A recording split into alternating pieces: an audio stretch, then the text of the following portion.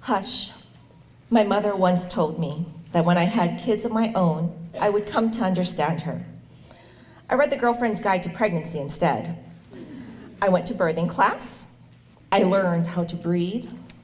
I knew to bring my pillow to the hospital because hospital pillows were uncomfortable. At the edge of my thoughts, I wanted to ask a certain question. But back then, the media was awash with news about Andrea Yates drowning her children.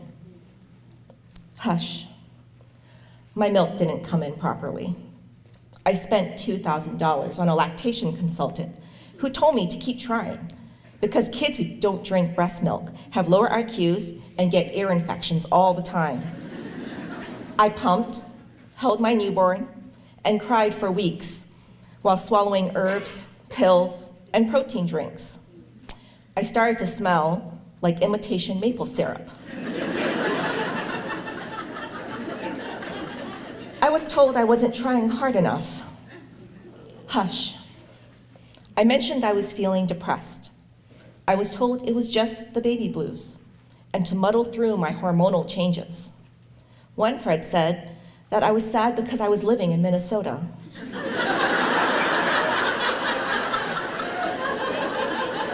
Hush.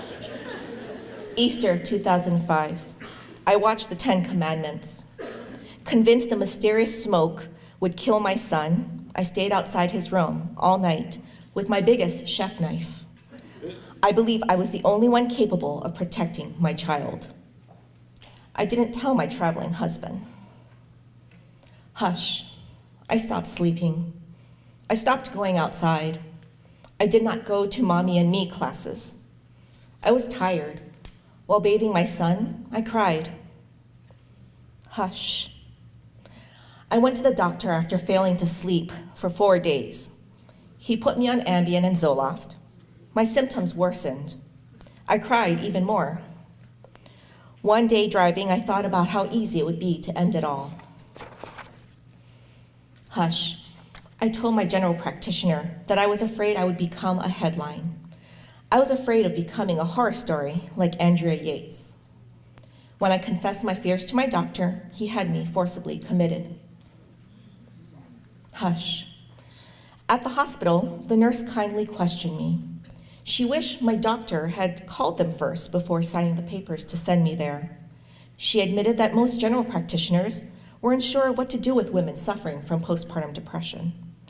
While I waited to get a bed assigned to me, the girl I was supposed to share a room with asked me why I was there. When I told her, she said, "You should have kept your mouth shut. Don't you know men think we are all crazy?" Hush. The psychiatrist who eventually saw me released me before the mandatory 3-day observation. Because my son was then over a year old, my diagnosis became severe depression caused by untreated postpartum depression. A mouthful. I learned that the combination of Ambien and Zoloft can make things worse, but only psychiatrists seemed aware of that. She put me on Effexor instead. I wasn't going through postpartum psychosis. My paranoia had been worsened by sleeplessness. I went to an outpatient clinic where everyone kept trying to figure out why I had been committed in the first place. I wanted to tell them it was because I forgot to keep quiet. Hush. No one asked me about my hospitalization. No one brought up being depressed. No one talked to me about what I went through. No one. There was just a blanket of silence around me. Hush. I had another baby. It took me nearly 8 years to become brave enough. Call me crazy. But I planned to be ready. I had a different doctor. Brooke Shields had made headlines for being brave. Stories of Andrea Yates had faded into the background, and it seemed possible that maybe my depression had been a fluke. My second child was colicky.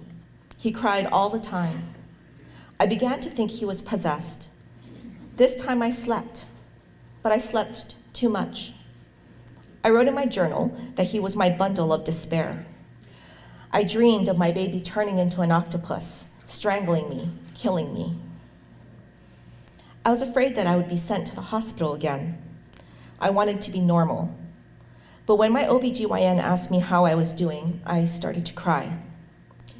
She looked at me and said, "We need to nip this now and quickly. Your baby is going to be fine, even if you don't breastfeed." My doctor sent me to a specialist. I learned that postpartum depression might last for years. I met other women struggling. I learned that I wasn't alone, and I wasn't crazy. A few weeks after starting medication, I saw my baby clearly for the first time, not as a wriggling, screaming monster, but as my little papoose, my little pumpkin, my little pickle. I started talking. Doors opened. A family member told me there were times that I thought I would go insane and throw myself down the stairs. But we didn't talk about it back then. We just went to our mother's house and cried. I think I understand what my mother tried to tell me. She meant that I would understand how difficult it was to become a mother while dealing with the world. She was talking about the journey, the never easy journey that I was on the moment I had my first child. She was talking about her hope that I would see her ups and downs as being human and not as bad parenting. And now, her hope is my own.